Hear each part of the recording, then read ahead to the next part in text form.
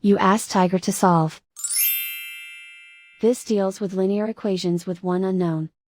The final result is x equals 14373 over 65. Let's solve it step by step. Simplify the expression. Expand the parentheses.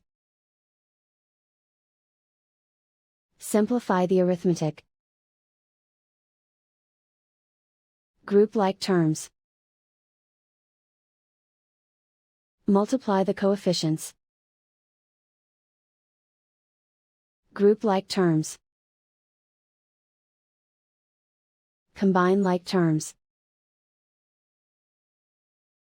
Group all constants on the right side of the equation.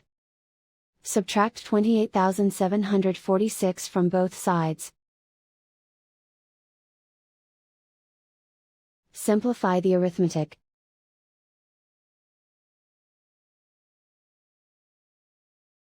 Isolate the x. Divide both sides by negative 130. Cancel out the negatives. Simplify the fraction. Cancel out the negatives.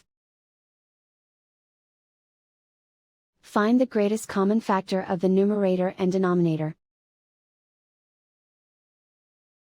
Factor out and cancel the greatest common factor.